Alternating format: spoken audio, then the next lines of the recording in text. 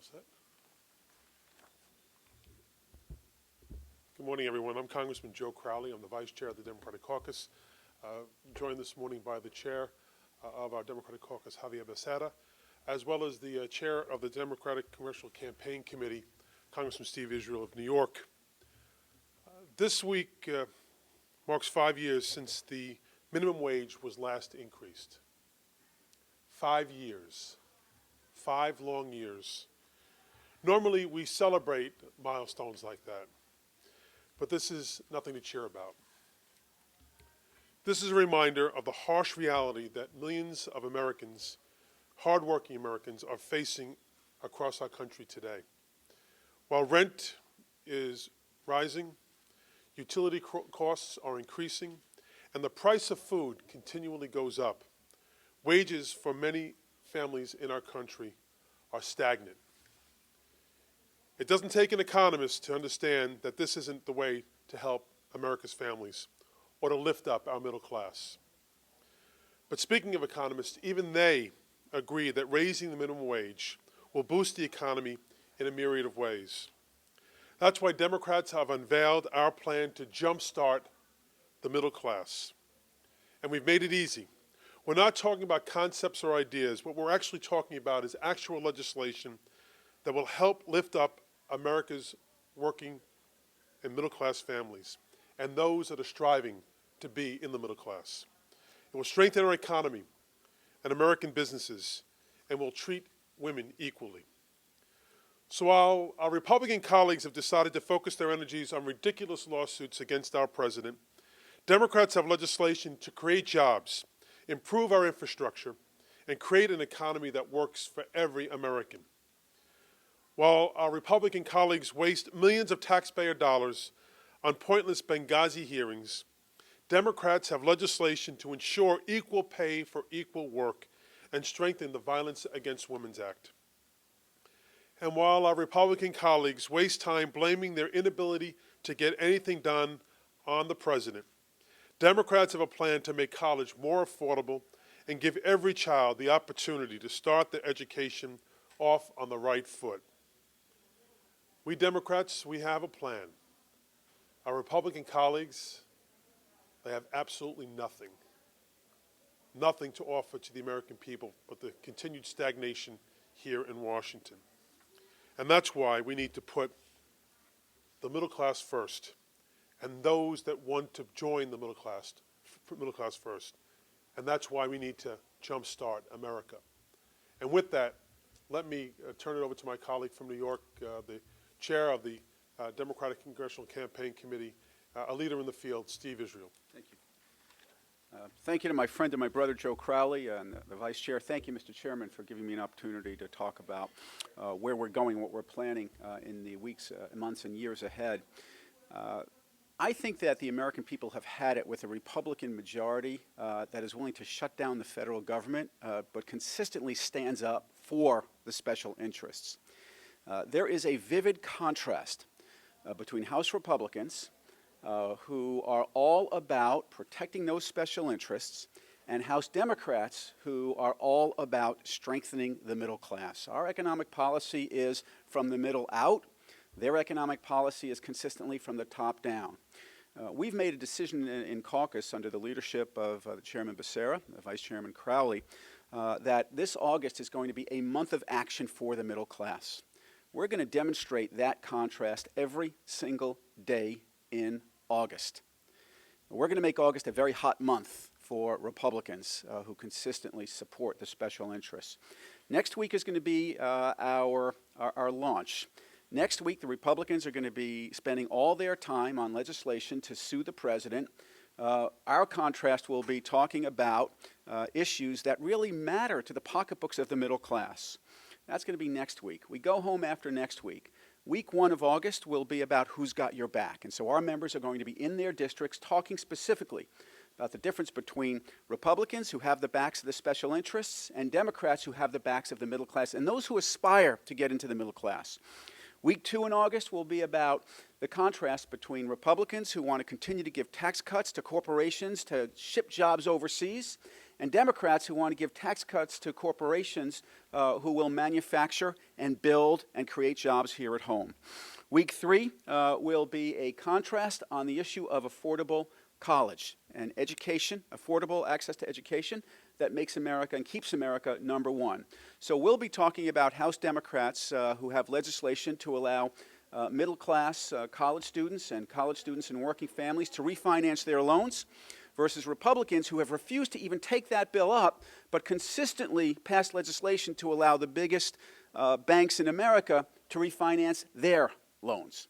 And week 4 will be about women. And when women succeed, America succeeds. So in week 4 of August, our members will be talking about pay equity for women. We'll be talking about access to affordable child care and paid sick leave.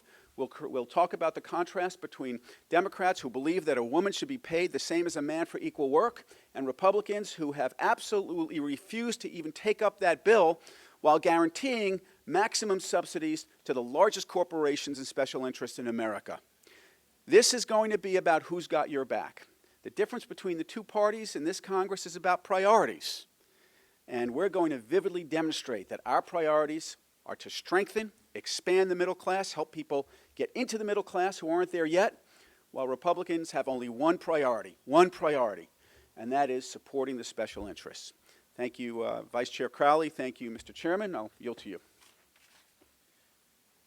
Well, we were pleased this morning to have not only our chairman, Mr. Israel, from the Democratic Congressional Campaign Committee, present along with Mr. Yarmouth from Kentucky on how we plan to move forward and jumpstart the middle class. But the vice chair will attest that we had also a special guest speaker who talked about how so many Americans are working so hard but making so very little. People who take care of our elderly parents, who take care of our kids, who clean our homes. Those home care workers in America are struggling, yet they're doing some of the most important work for America, and that is taking care of our loved ones. And so we see the need. And at a time when throughout the world so much is going on, in fact, in America so much is going on, close to 300,000 jobs created last month alone. In the last 5 months, more than 1 million jobs created. The president working with the private sector, getting America back to work. Yet here in the House of Representatives, none of that's happening. None of that's going on. In the House of Representatives, what prevails is this shut-down, do-nothing politics that keeps us from complementing what the private sector and businesses and employers are doing to help get Americans back to work. They're fighting the president every step of the way when he has a jobs agenda, when he tries to get everyone health security through the new health security law. Here in the House of Representatives, it seems like the leadership on the Republican side is not listening to America, that they're going in the opposite direction. Americans say it's time to raise the minimum wage from $7.25 an hour so people like those home care workers can earn a decent living. We haven't had a chance to get a vote here in the House. Americans say it's time to rebuild our roads and bridges. Put those Americans in the construction industry back to work. Here we can't do anything but patchwork measures that only take us a few months down the road. Americans throughout the country are saying it's time to fix our broken immigration system so we know who's in the country, so our economy can really expand and grow. We can create more jobs and take care of families who are being separated. And Americans here watch as in the House of Representatives, Republicans have shut down any vote on fixing the broken immigration system, even though some 390 days ago, the Senate on a bipartisan basis did its job of passing a common sense fix to the broken immigration system. You see action out there in America. You see action, so much going on in the world. And here in the House of Representatives, it's as if people are asleep at the wheel on the Republican leadership side. It's time for those who get elected to do their job. Rather than shut down and do nothing, it's time to do our job of passing stable, lasting laws that help build America's middle class. The middle class in America needs to have a jump start. That's what Democrats are about. And it won't take us 3 or 4 years to do any of those things. As Chairman Israel will attest, we want to tell the American people, and we're going to do this over the August recess, give us a chance. Come next year, and we will jumpstart the middle class. Within 100 days, we will do all those things that Americans say that we should do, like increasing the minimum wage, getting our industries back to work, giving women equal pay for the same work they do as a man. It's time to do this. We can do it in 100 days. We don't have to just shut down the place. We don't have to just do nothing. We can get it done. Just give us a chance. And with that, we'll take any questions. Mike. On the border stuff, Speaker Boehner said yesterday he's not going to support anything, no money, unless there are changes to the 2008 law, and Senate Republicans seem to be saying the same thing. Is there any appetite at all for that plan in your vote? Or in other words, Mike, you're reinforcing what I just said, that Republicans in the House are about shutting down and doing nothing, even though we have a crisis, a humanitarian crisis at the border. They're saying, no, we won't do anything. We are prepared to work with the president. The Senate has said it's prepared on a bipartisan basis to work with the Senate. I hope Speaker Boehner changes his mind and decides that it's time to do something. We can't just continue to allow children to show up at our border and have our Border Patrol having to take care of kids instead of watching the border. It's time for Republicans to stand up and recognize they have a responsibility to get things done. And so we think at the end of the day, House Republicans will think twice and hopefully join with the American people and the president and get something done. Well, they want to do something. It's just a different something than you want to do. So do you see any compromise on the 2008 law, which seems to be the number one sticking point? Well, they're making ultimatums when we're trying to get things done. The president didn't say, do it my way or nothing gets done. The president put out there the proposal that indicates what has to happen so that the Department of Homeland Security, Department of Health and Human Services, and the Department of Justice can get this done so we take care of that humanitarian crisis. Republicans are saying, no, we won't do anything to fix the broken immigration system. There's a big difference between getting things done and playing politics. And so if the Republicans wish to pursue a political approach to this and shut down the opportunity to deal with this humanitarian crisis, then they should understand what they're doing to those kids and to the American people who want the immigration system finally work. I don't know if anyone. Yes. Chairman Rogers told his colleague this morning that he has a framework for the border supplemental, and he said the maximum dollar amount was $1.5 billion for the rest of the calendar year. Is that a figure that's obviously much less than the president requested? Is that a figure that your company would be willing to accept? We will have to take a look at whatever they put together. Again, you can talk about resources to help the Border Patrol, to help Homeland Security do its job, to help Health and Human Services do its job. It's pretty clear cut how much it will take to get this done the right way. We are dealing with children, and so we'll take a look at the numbers. But I will tell you that playing politics is not good for anyone, not just the children who are at the border, but for Americans who are those who are interested in seeing this resolved. So we'll take a look at what the Republicans are proposing. But again, if they're going to play political shenanigans with this, they're tinkering with the well-being not just of these kids, but of our system on immigration that has to be fixed. Any other questions? Senator Mikulski, similar to this question, is going to propose $2.7 billion, $1 billion less than President Obama wants. Do you see any problems with that figure relative to Obama's ask? There was so much support for the $3.7 billion figure. People seem to think that that was appropriate. I think at the end of the day, what we need to do is address the issue, address the problem. And right now, as we continue to dither here, the problem continues to exist and is exacerbated. The American people want a solution found. They want Washington to begin to work. And quite frankly, going back to the Rogers numbers, it sounds to me on first blush that what he's done is taken a year and divided into threes, and this is the third of what they think they would need for the year. And I don't think that's really, that's without much examination of it. To me, there is a lot of startup costs I think that may be involved in this as well, and that's what we really have to look at and really address this in terms of what is in the best interest of our nation, of the image of our country, what we want to portray to the rest of the world in terms of how we approach these issues, as well as the children that are involved in this, and that that they are treated in a humane way, and that they are adjudicated in the fastest way possible, so that we can determine whether or not they have the right to stay here or not. And I would just add that, look, you're either going to pay the Border Patrol to do its job or you're not.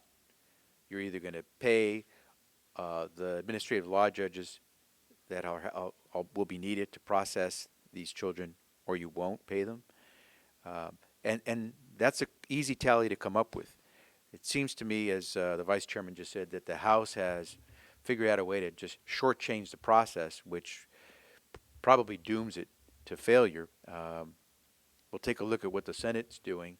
But clearly, what we have to do is we have to be ready to step up to the plate and get this done the right way. I don't think the president came up with some number out of the hat, and I'm not sure how phony the numbers are from the House Republicans, but we just need to get this done, and it's pretty simple what it'll take to get this done. There are a lot of folks who are working right now on the border to get this done. The last thing Congress should do is play this game of shut down, do nothing politics while people are actually trying to get this done.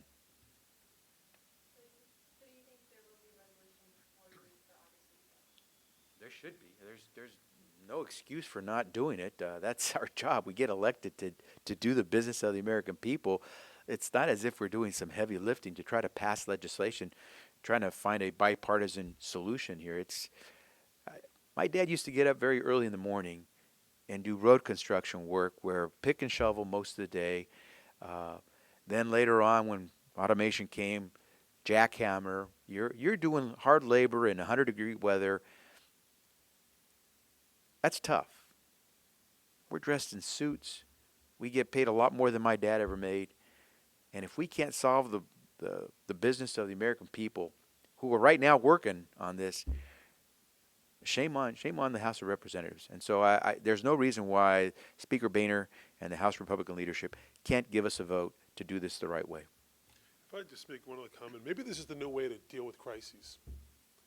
My experience through the whole Sandy debacle, it took months for the House to act when people were suffering. Americans in Queens and in Staten Island, and New Jersey, and in the Upper East Coast were suffering for months before the House Republicans acted. And then it was a lot of politics was involved in it as well. Maybe that's the new norm here in Washington. I thought the old norm when I first came here was you deal with the crises first. You spend the necessary amount of money to deal with the crisis, and then you look back and determine whether or not that was the proper course or not, and we learn from that. But this is a crisis right now. This is an emergency. An emergent issue is happening on our border. It needs to be addressed. It deals with young people, children that need to be adjudicated in the most humane way. And as well, we deal with the issue of our border. The Republicans want to just, at this point, do nothing when it comes to comprehensive reform. I think that many of us have made the argument, had we done a comprehensive bill on immigration, we wouldn't be dealing with this issue right now. But because they've did it all this time, we're now dealing with an emergency issue on our Texas border. We'll close with that. I think that's the most important point. The vice chairman just said it. Had we not waited 390 days in the House of Representatives to match the Senate in passing a common sense solution to the broken immigration system, this crisis, this humanitarian crisis on the border, might have been averted altogether, or certainly would have been addressed in a much faster and comprehensive way. But right now, you can see what happens when you've got a broken immigration system and you've got this shut down, do nothing mentality, politics that pervades the House of Representatives. So we think we can get things done, and that's why we spoke earlier about it doesn't take 4 years, it doesn't take 3 years, it shouldn't even take 1 year. We can, in 100 days, we'll prove to the American people that we can get the business of the country done and jumpstart the middle class. With that, we'll thank you all for attending.